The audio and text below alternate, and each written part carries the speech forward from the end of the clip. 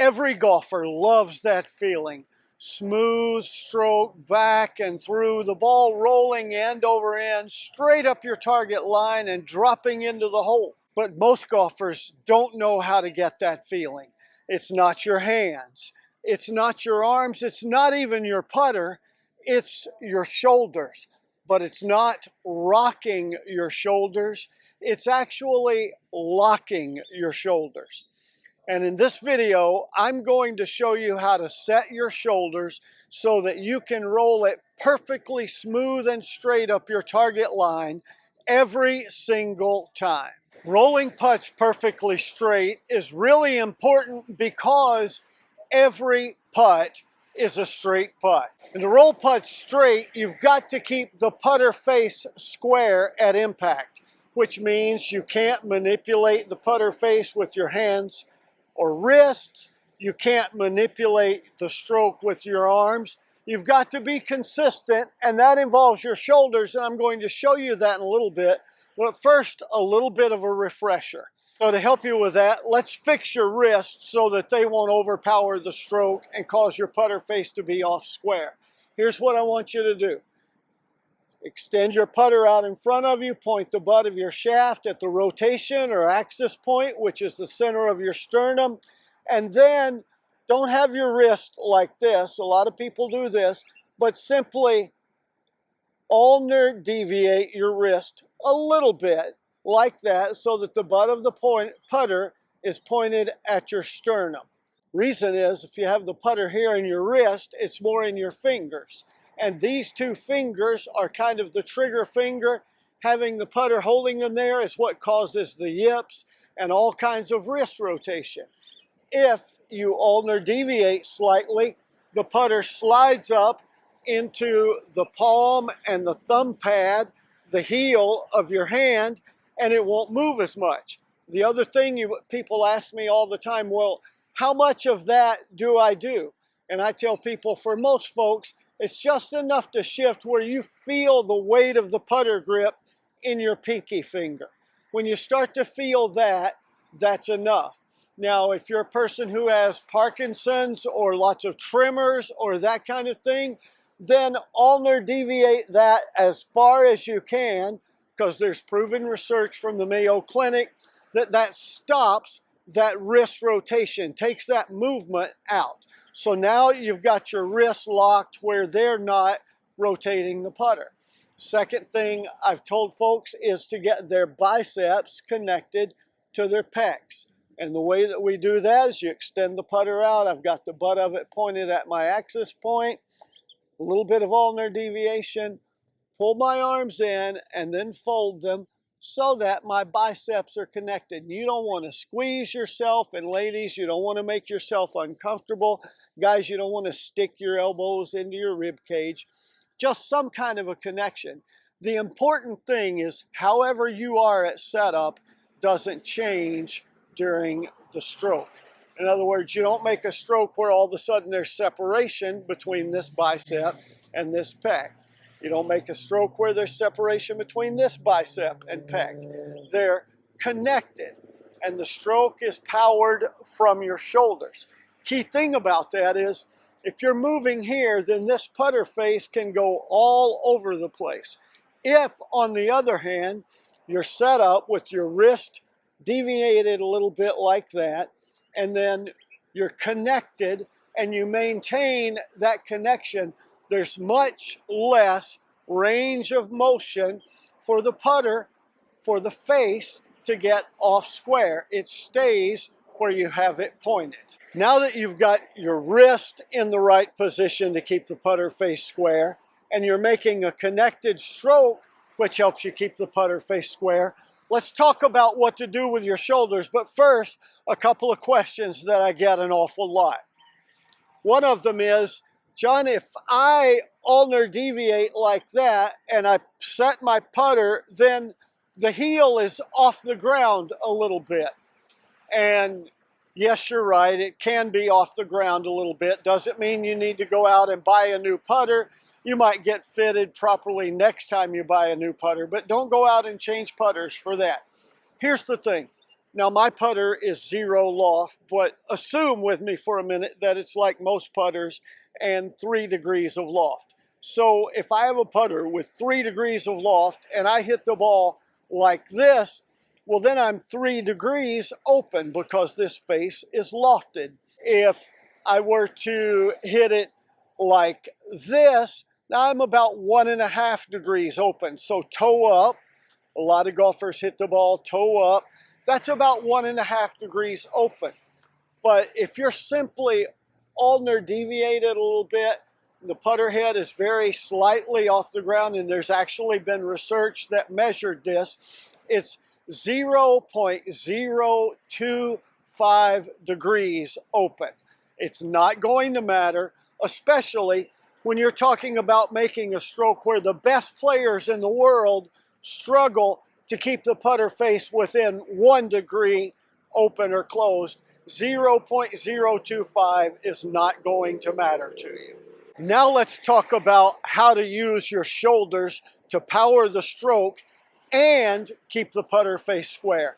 I've done a lot of videos on the channel on making a connected stroke, keeping your biceps, keeping this position that you have here. Sometimes a triangle for some golfers, for others like this home plate looking shape here in the center of your chest. Well, how do I do that and maintain that connected stroke? And a lot of golfers get to wobbling here and get their waist and hips involved. You can't do that. That's why I often tell you it's like you're standing in concrete and you cannot move below the waist. But let me show you how to do that. And here's a mistake that happens. When we set up the putt, and we want to do this, I want my hands to be directly under my shoulders. That makes the stroke nice and square. But a lot of times I see people do this, they're bent and their shoulders are hanging down really into the bottom or even slightly out of the sockets. And when I'm set up that way, it's really easy to lift the putter, to pull it inside, to push it outside. And so there's all kinds of problems that allows in the stroke. But I want you to check this out. Point the putter at your sternum, ulnar deviate a little bit. Now, from here, don't bend over the ball, but rather shift your thighs back. Now you bend. And you bend from here. You're not rounding your shoulders down like this, but it's simply a matter of shift your thighs back. Now my hips, my weight is directly over my ankles, and then I can bend from here over the ball. And then I want you to do one thing. I want you to pull your shoulder blades back so your shoulders are up in the socket. Think about it this way, and you can get a feeling of this. Stand up straight, pull your shoulders up, drop them down, round them forward, now pull them back. Let me do that for you one more time. Shrug your shoulders up, drop them down, round them forward, now pull them back. Feel the shoulders seated in your socket. When you get your shoulders, and I'm going to do that here for you, we'll actually put a ball down and do it over a ball. I'm not aiming at this hole, just out there into wherever, no particular target. Out, a little bit of ulnar deviation, pull the putter in, get my connection, thighs back, where hips are over the ankles. Now pull my shoulder blades up into the socket. But notice, if my shoulders are down here, I've got all kinds of range of motion for pulling this putter head back. If on the other hand, my shoulders are here, it's really, I have to work to push it outside. I have to work to pull it inside. And all that simply from pulling my shoulders back into the sockets. And then from there, I'm working on pulling with the shoulder blade. So backstroke, this shoulder blade pulls. Through stroke, this shoulder blade pulls. You ever tried to push a chain or a rope? You can't do it. So you're not pushing your putter back with your lead side. You're not pushing it forward with your trail side. It's pull, pull, pull, pull. You'll be amazed if you get your shoulders locked into the socket how it works. And there's only, once you're set up like that, there's only one way that you can move the putter. What that does for you is get you on exactly the same line every time, the same path every time. You strike the center of the putter face more often. You roll the ball the same distance more often because you've taken out the variables. I'm not trying to hit it harder, which gets me offline.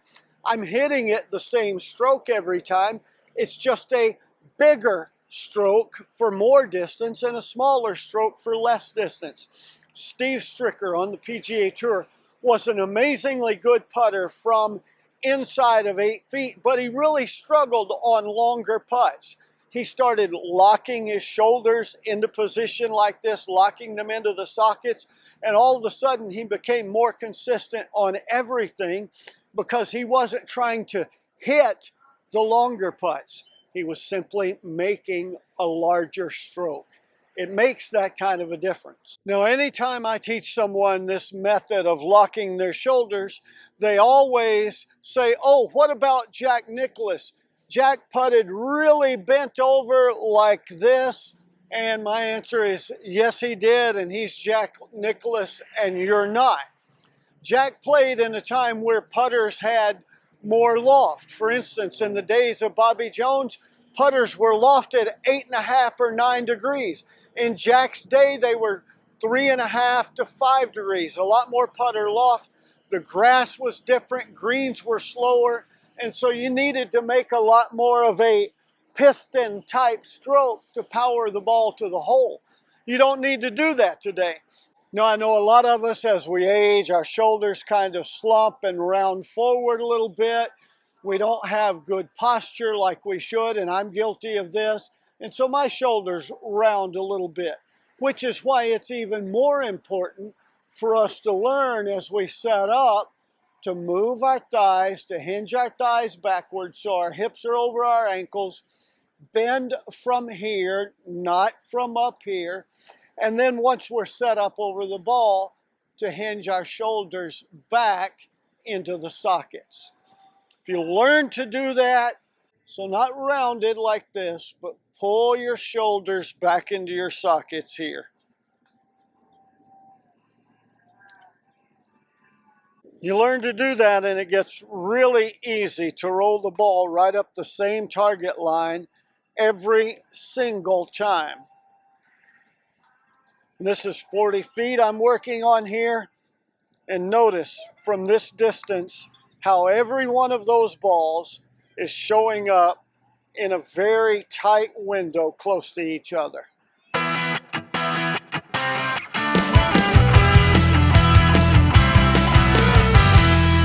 This is 42 feet uphill, pretty serious break. None of them went in the hole, but I'll take that grouping from 42 feet all day long. And it becomes really easy to roll the ball straight up your target line every time, over and over and over again. And that's because when you're set up correctly with your shoulders locked into their socket, there's only one way that they can move. There's only one path for your putter. So you start striking the ball in the center of the face with a square face every single time.